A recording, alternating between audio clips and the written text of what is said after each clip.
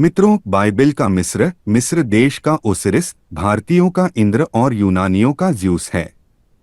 जैसा कि आप देख सकते हैं, मिस्र देश का नाम भी मिस्र से ही पड़ा है, ठीक वैसे ही जैसे हम भारत को राजा भरत के नाम से पुकारते हैं।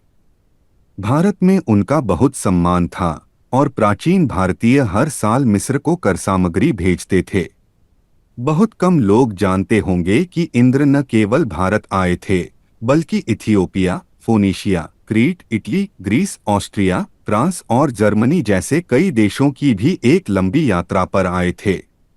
यह यात्रा दशकों तक चली और उन्होंने अपना प्रभुत्व स्थापित किया, जबकि उनकी रानी आइसिस मिस्र के आंतरिक मामलों की देखभाल कर रही थीं। उनकी यात्रा का विवरण हमें वर्ष 1601 में लिखी गई पुस्तक नूह की यात्राएं में मिलता है।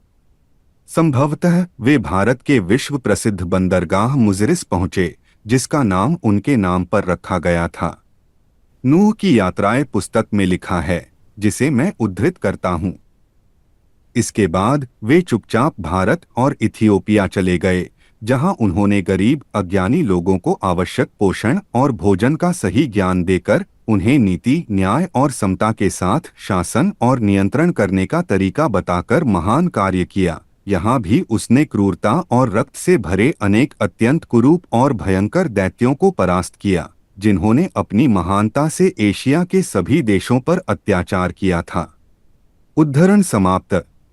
संक्षेप में, जहाँ भी इंद्र गए, उन्होंने अनेक दैत्यों का वध किया और उनके स्थान पर अच्छे राजाओं को शासन करने के लिए नियुक्त किया। यही कारण है कि भारतीय और यूरोपीय दोनों ही उनका सम्मान करते हैं। मित्रों, हालांकि लगभग एक शताब्दी बाद जब कृष्ण निकट पूर्व में किश से भारत आए, तो उन्होंने ओसिरिस के विरुद्ध खड़े होकर लोगों को भारत से मिस्र में कर सामग्री भेजने से रोक दिया। हमने इसे महाभारत में पढ़ा है। दोस्तों, इंद्र के बारे में यह मेरी एक छोटी सी टिप्पणी है। देखने के लिए धन्यवाद और परमेश्वर आपका भला करे।